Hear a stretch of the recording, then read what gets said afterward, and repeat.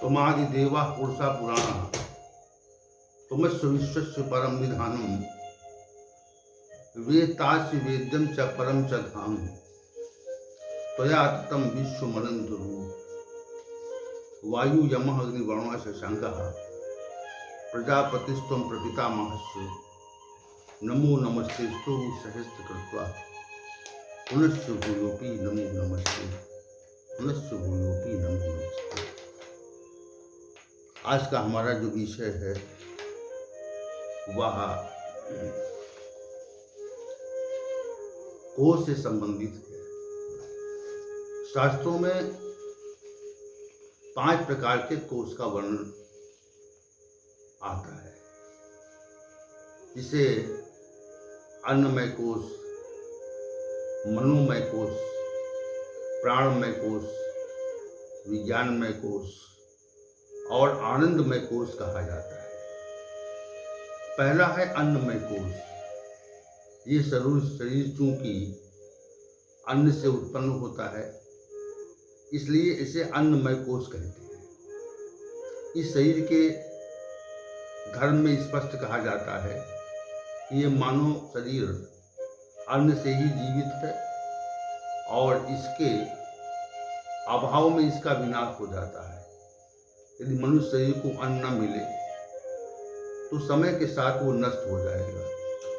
इस मानव शरीर का आधार अस्थि है और ये मानव शरीर रक्त और मांस की सहायता से अस्तित्व में रहता है, अतः ये मल का समुच्चय है।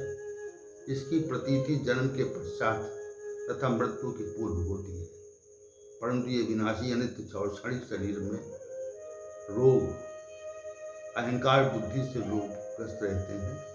ये है मात्र विडंबना है।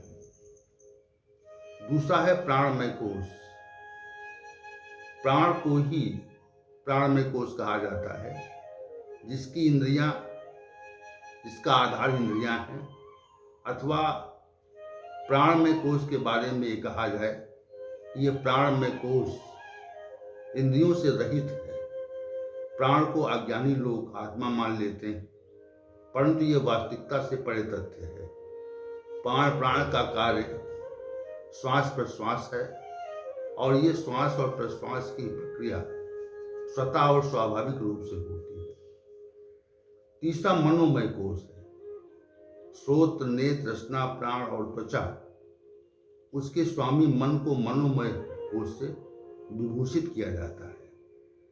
ज्ञान इंद्रियों तथा मन से ही मनुष्य को अपने अस्तित्व की प्रतीति होती है और रहती है। मैं हूँ, ये मेरा है, आभास होता रहता है।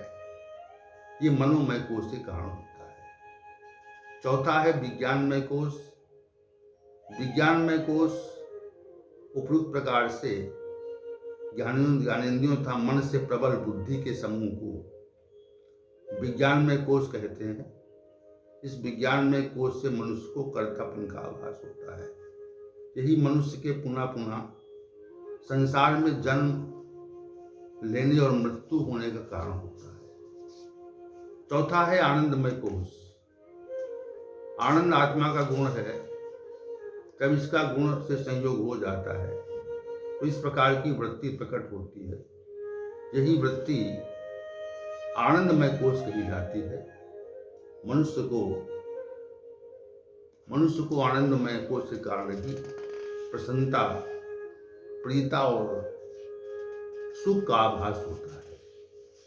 इस प्रकार मनुष्य शरीर में 5 प्रकार के कोष हैं, जिन्हें अन्नमय कोष, मनोमय कोष, प्राणमय कोष, विज्ञानमय कोष और आनंदमय कोष कहते हैं। इसका वर्णन इस प्रकार हुआ।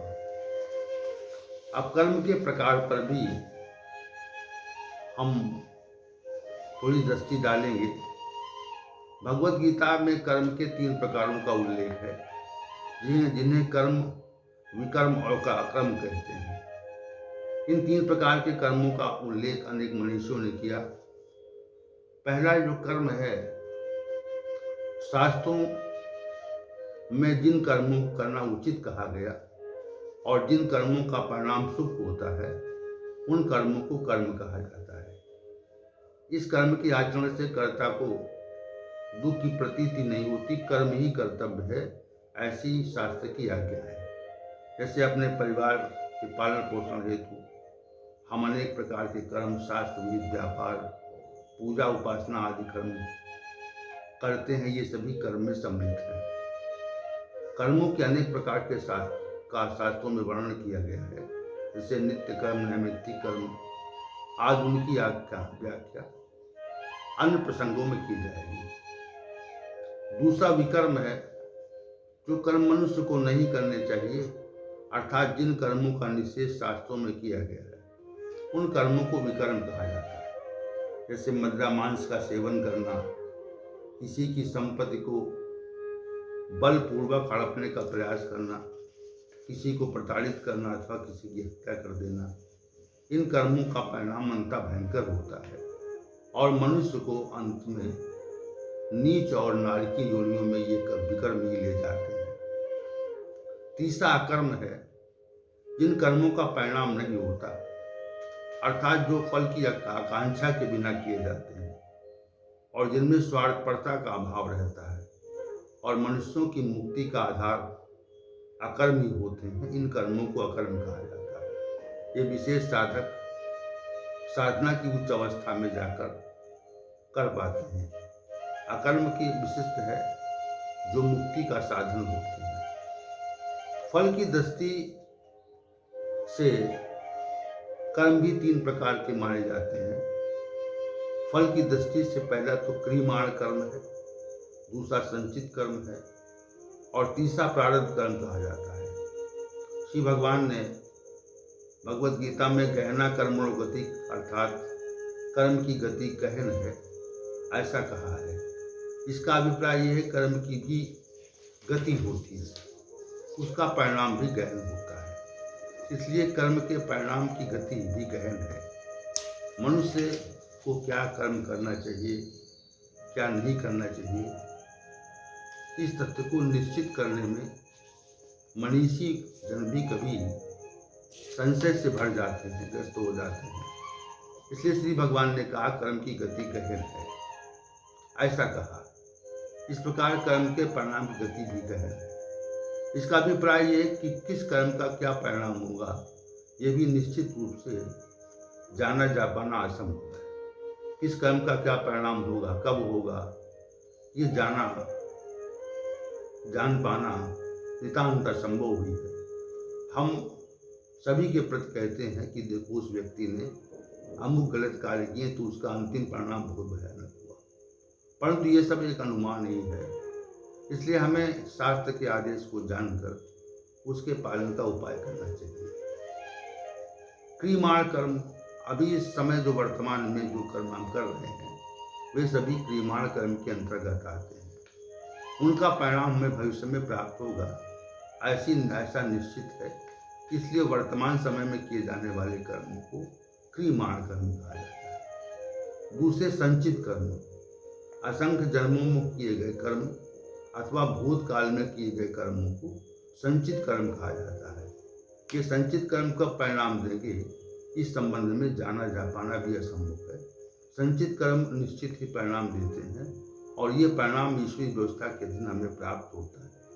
हमारे कितने कर्म संचित हैं ये जाना जा पाना भी असंभव है और कौन सा संचित कर्म क्या परिणाम दे रहा है ये भी जाना जा पाना असंभव है। प्रारब्ध कर्म, संचित कर्मों में जिन कर्मों का परिणाम हमें प्राप्त हो गया है अथवा हो रहा है उन्हें प्रारब्ध कर्म कहा जाता है। हमारा जन्म किस परिवार में हुआ, उसकी सामाजिक स्थिति कैसी है, ये सब प्रारब्ध कर्म का ही परिणाम है।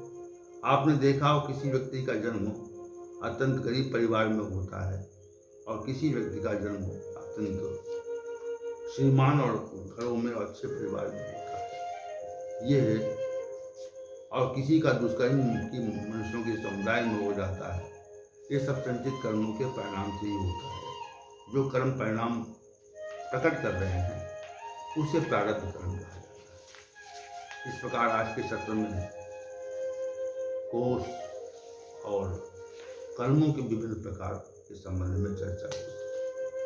ओम सहनावतु सहनौ भुनक्तु सह वीर्यं कर्वावहै तेजस्विनावधीतमस्तु मा विद्विषावहै। ओम शांति शांति शांति।